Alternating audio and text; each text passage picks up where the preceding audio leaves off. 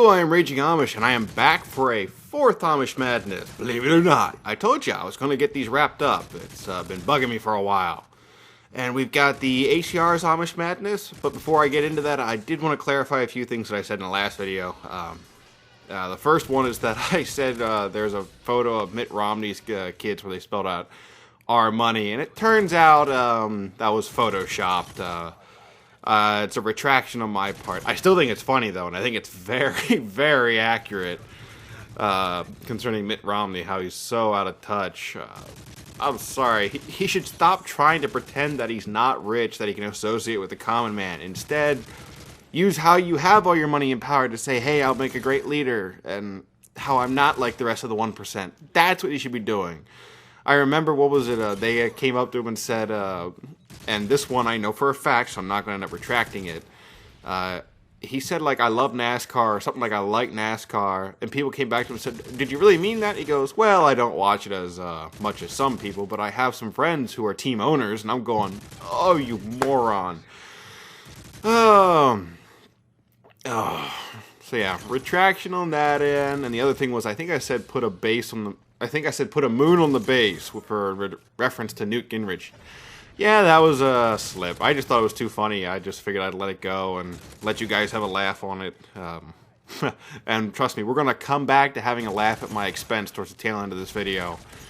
For the moment, the ACR, thinking back to the video, I basically concluded that this rifle and all of its all-purpose nature with the low recoil and whatnot is overpowered. And I stand by that. However, I said very slightly, and trust me, I mean it when I say very slight. I don't think it's like, you know, throwing the game out of balance to the point that there will be no return, we're all doomed. No, it's not like that.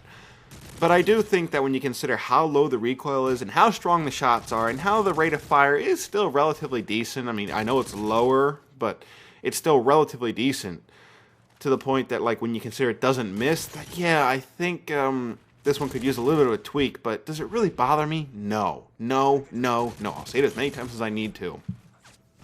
This gun is way down there on the list of guns that I think have problems. I mean, the FMG9s,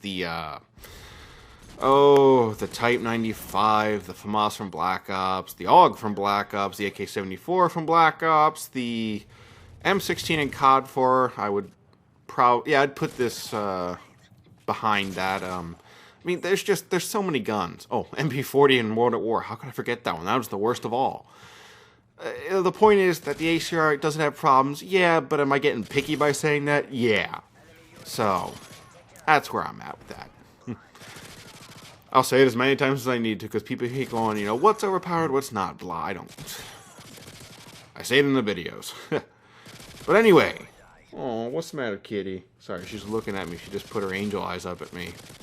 Anyway, ACR, I think one of the things I forgot to say was that the recoil is actually higher than it was in Modern Warfare 2. If you want to get Modern Warfare 2 levels, you have to throw on kick. Without kick, the recoil, I think they actually said it jumps a little bit less than the SCAR. But here's what I'll say, and that is that I think the ACR still has less recoil than the SCAR because the recoil is predictable. You always know it's going to go up and off to the left or right a little bit. With the SCAR, it's going to hop up and to the right every once in a while. I think the ACR is far more predictable, which means, to me, less recoil. But, hey, it's a matter of opinion. I don't think anybody's wrong here. So, well, anyway, what I was saying earlier about we're going to have a laugh at my expense. With this video, I wanted to ask you guys all something. Please, down in the comments below, put down the biggest mistake that you can remember that I have made. And I won't put a limit on you. What I mean is that just any errors that you think I've made ever since Black Ops. You know, just now is the time to say it. I'm asking you for this because in the near future, well, not near future, but say like for the 2-year anniversary, I want to do a video where I basically go over my biggest mistakes with Modern Warfare 3. So it'll be early June. And now's the time to start asking the questions. That way the video can sit around for a while and eventually I can come back to it and spot it and see all the thumbs up. I want you guys to just put down the things that you think I did that were boo-boos. Now, I already know one. This is just a good example. In the SCAR review, I said that the L means 30 rounds and the H means 20 rounds, when that's inaccurate. The L means light barrel, which means smaller rounds, which means a 30-round bullet. I'm sorry, 30-round mag, by standard. And then the H means heavy round, which means the magazines are holding bigger bullets, so you can only hold 20.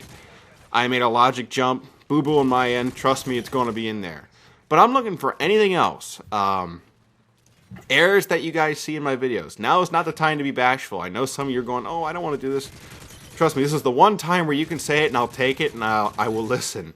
I know in my videos I make mistakes, and I think it's time to have a little fun with them and just, you know, say, hey, here are my boo-boos, I recognize them, I'm human, I do my best, but hey, we can all have a laugh about it, including myself. I don't mind realizing that I made some mistakes, as long as I learn from them. I like to think that the mistakes I make, I don't repeat. And, I don't know, that's just how you better yourself as a human. You learn from your mistakes. You have to move forward. And, you know, I'm getting so philosophical. But, yeah, just go back and think for a little bit. And trust me, I will be reading these videos. Thumbs up the ones that you think are correct. Add as many as you want. The only thing I'll ask is please keep it to Modern Warfare 3 or my game reviews like Gears of War and Battlefield and on. The reason I say this is because if you do Black Ops, I may or may not do it. If you really do want to see me address something in Black Ops, trust me, I will be open to it. I'll be looking for it. But you gotta remember, I mean, I'm in the Modern Warfare 3 mode. A Black Ops error, well, I didn't cover it last time. I realized that I probably made errors since then, but I mean, it's just not the first thing that's going to be on my mind, not the first thing that's going to be on everybody else's mind. But if you think, let me put it this way. If everybody agrees that there's something I need to address, yes, I will address it. So. Woo! So yeah, this is 4 videos in one day. And I will admit I probably should have slowed down a bit and maybe spread this out over a couple days. But one of the things I'm coming to realize is that commentaries, man, I could do this no problem. Man, why did I go with the review format? I could turn out a commentary daily if I wanted to. And still, I'm not going to do that. I don't think that's what my channel's built around. I think you guys expect quality, which is something I want to keep. But, man, if I wanted to, I could turn out commentaries daily. I don't know. I think I stand more by the idea that higher quality and less quantity is the way to go, because I want my videos to be more memorable. Correct me if I'm wrong, but when I think about the bigger YouTubers who make a commentary daily, like, do you really remember their videos? Every once in a while, one will go big, like where they say something, what's the word here? Extreme. But most of the time, it's you watch it once and you don't watch it again. I know I have people that come out of the woodwork and say like, oh man, I'm still watching your Black Ops reviews. And I'm going, really? Those are like a year old. But I'm flattered when people tell me they are. They're like, man, your quality's gotten so much better. And again, I'm flattered. And I like that. That's a goal that I had originally. I want my videos to be so memorable that people will rewatch them. And I think that's something I've met. Because I don't know. I don't want to be a commentator where... or a commentator. I don't want to be an internet personality where I make a video and you forget it. It's just... it feels like if you can forget my videos, then why did I bother making it? I feel like quality is way better than quantity. And now that I think about it, though, if I actually did this full time, I think I would probably put out a video every 2 days. And that would be about, I mean, if you consider it would be a full-time job, that'd be 16 hours of work put into one video. And I'd be able to do that. It'd be neat if I got to that point. Am I at that point? No. And do I think I'll ever do it? No. I value being an engineer too much. But you never know. Like, if YouTube for me took off and I had the opportunity to produce more content and, you know, I had the viewer base to do that, I'd be in a unique position. It would be something that I had to think about. But I'm not at that point. I'm at the point where I can just enjoy these videos, enjoy the fan base I have, and just enjoy Call of Duty for what it is, which is a game. I think at the end of the day, sometimes we forget that. And sorry if it seems like I'm just stringing one topic together after another. I'm just having fun with the Amish Madness, putting my thoughts out there. It's a different experience than with my reviews, where it's all structured. Alright, but looks like I'm running out of clips on this one. I've got one more to put out today, and that is the Focus Madness. So this is Raging Amish, checking out.